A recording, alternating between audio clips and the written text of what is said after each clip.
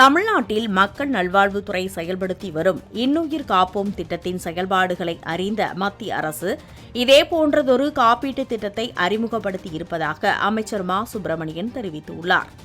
தமிழகத்தில் இன்னுயிர் காப்போம் நம்மை காப்போம் 48 திட்டத்தின் கீழ் விபத்தில் சிக்கிய 4 லட்சமாவது பயனாளி சென்னையை அடுத்த வேலப்பன் சாவடியில் உள்ள ஏசிஎஸ் மருத்துவக் கல்லூரியில் அனுமதிக்கப்பட்டு சிகிச்சை பெற்று வருகிறார்.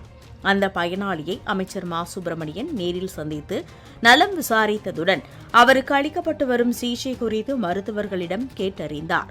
பின்னர் செய்தியாளர்களிடம் பேசிய அவர் இதனை தெரிவித்தார். இந்த திட்டம் தொடங்கியதற்கு பிறகு 5/7/2025 வரை 3 லட்சம், அதாவது நேற்று இரவு வரை 4 லட்சத்தை தொடுகிற அளவுக்கு இந்த திட்டம் பயனடைந்து கொண்டிருக்கிறது.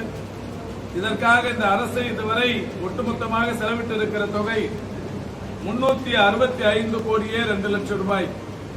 365 கோடி ரூபாய் செலவில் 4 லட்சம் விபத்துகளில் சிக்கியவர்கள் பாதுகாக்கப்பட்டிருக்கிறார்கள்.